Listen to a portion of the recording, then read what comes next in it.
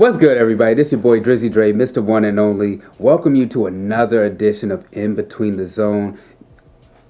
Crevonte, what's up? We're here. We're here. Is this second show? Yeah. I'm glad we brought it back. This is an honor. Two It's weeks a beautiful in a row. thing. It's a beautiful thing. All right. Make sure you follow me, my personal page, Black American Dream on IG. On IG. Good. IG. You trying to make your own social media? That's what you just trying to do? That or that's going to be my next child's name. On IG, Black American Dream, Facebook, Andre Melton, and Twitter, Andre1A Melton.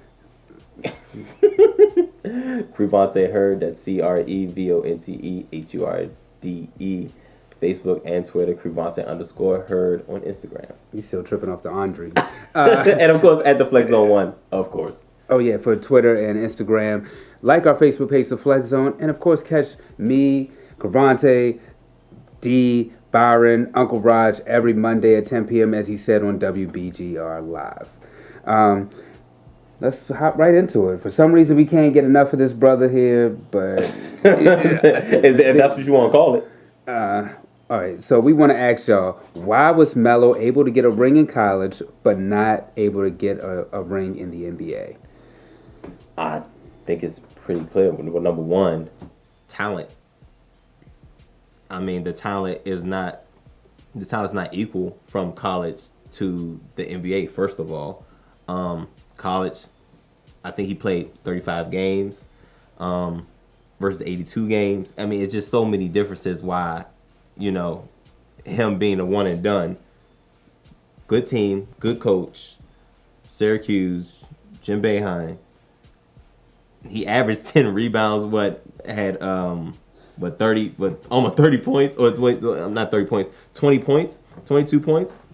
I mean, it's easy to maintain that over a 35 game stretch versus over an 82 game stretch with better talent.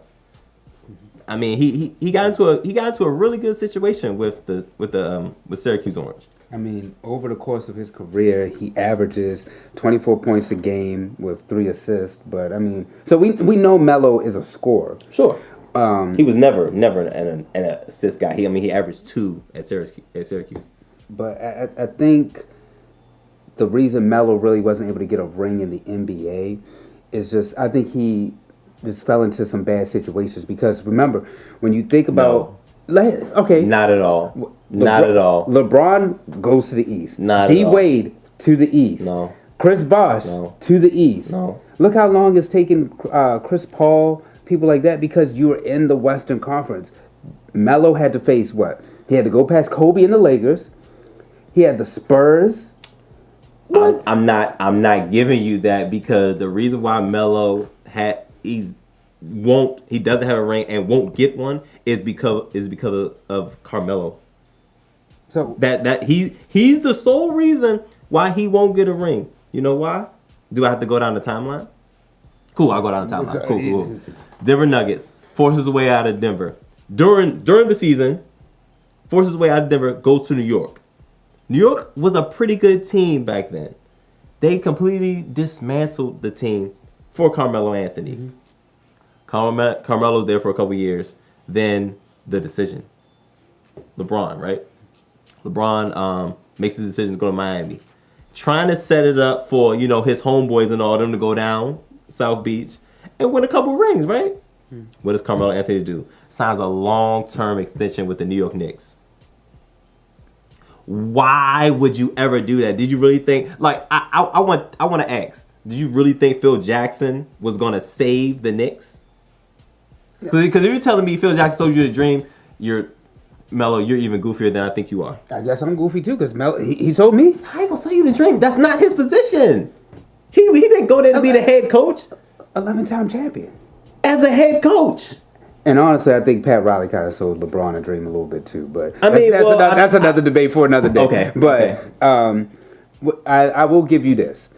Melo was set up to win more so than LeBron James, because Melo did have better coaches like George Karl, Mike Woodson, and even Mike D'Antoni.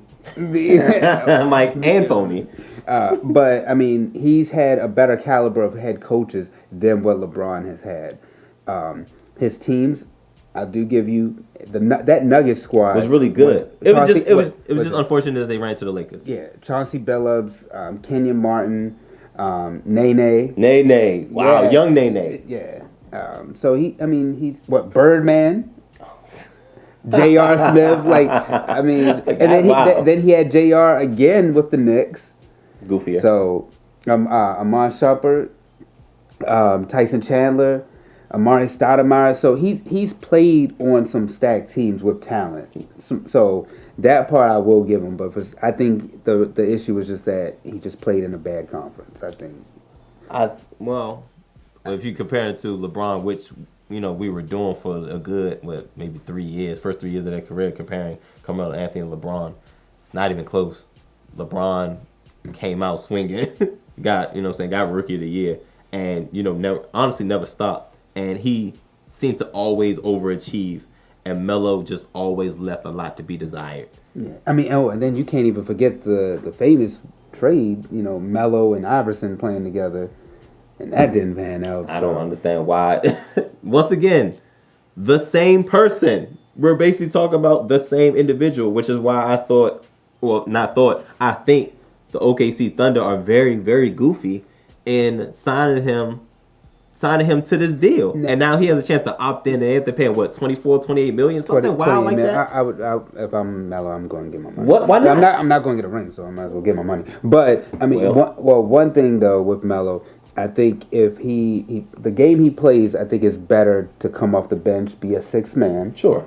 But sounds good. Unfortunately, Carmelo Anthony won't do that right now. No, because Carmelo Anthony is not willing to change. Dwayne Wade did it, and that's his brother. Take notes. It's one of those things that's like, hey, good for you, brother, but I'm not doing that.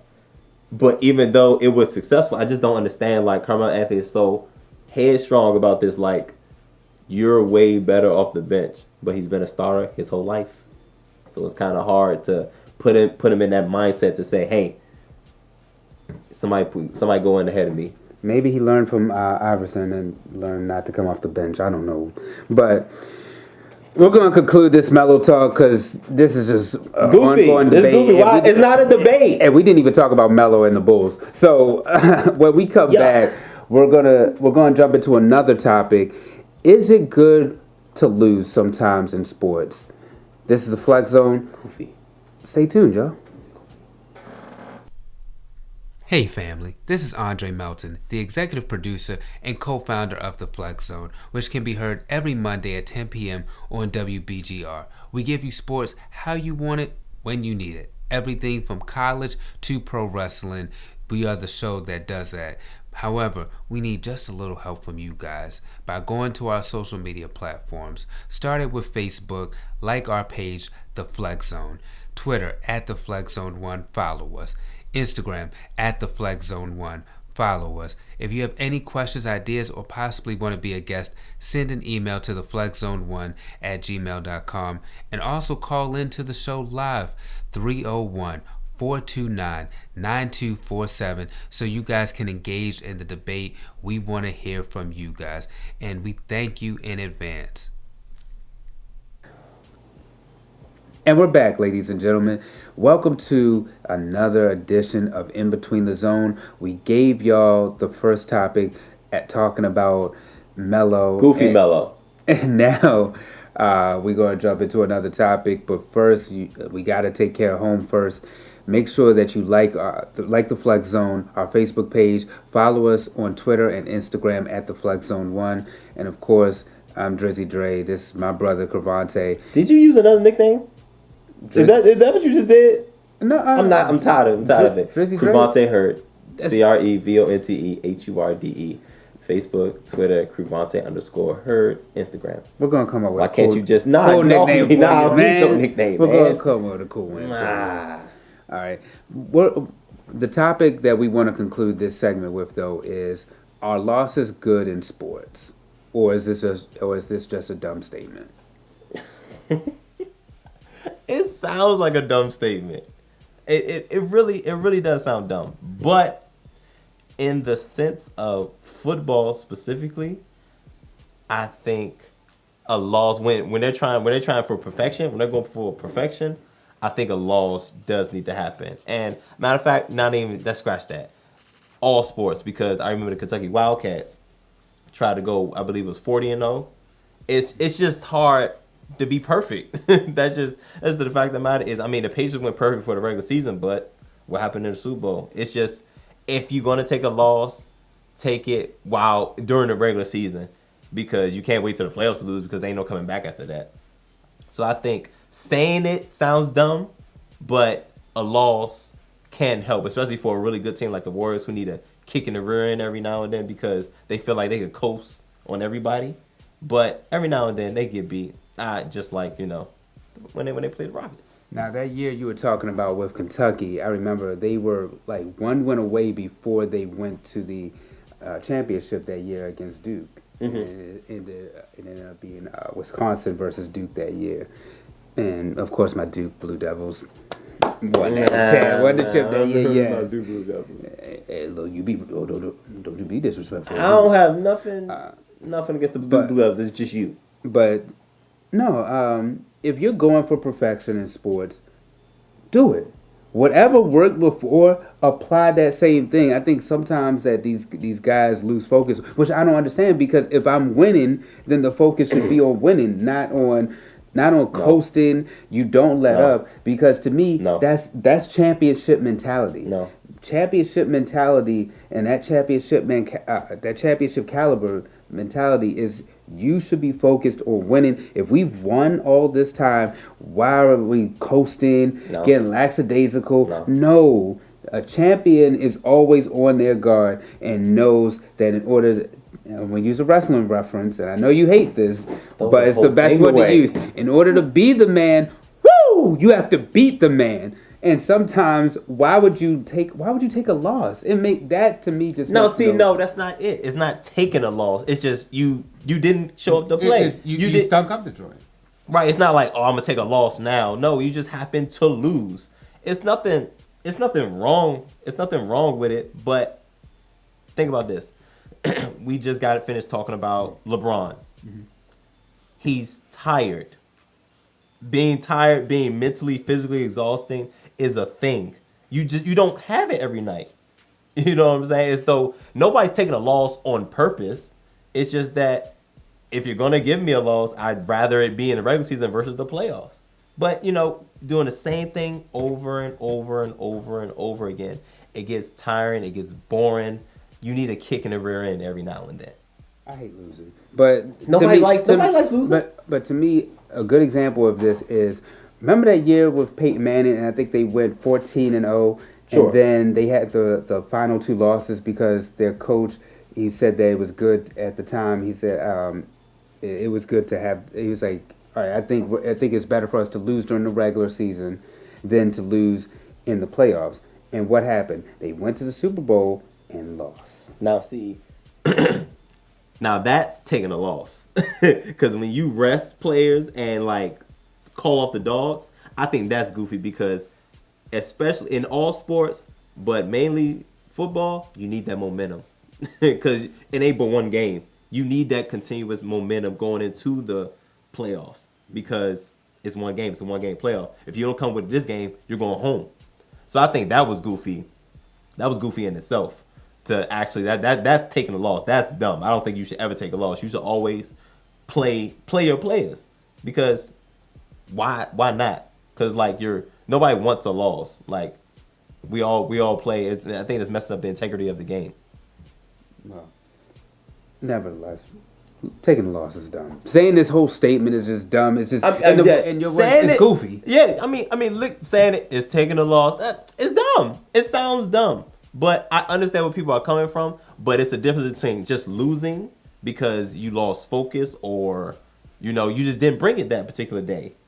But taking a loss, I do not agree with. Taking a loss, I do not agree with. Goofy. Just straight up goofy. Again, I'm Drizzy Dre. On IG, Black American Dream. Facebook, Andre Melton. Twitter, Andre1A Melton. Crevonte Hurde. Facebook, Twitter, Crevonte_Hurde, Instagram. And of course, you can catch the Flex Zone every Monday at 10 p.m. on WBGR. Follow us on Twitter and Instagram at the Flex Zone 1. Facebook, the Flex Zone page.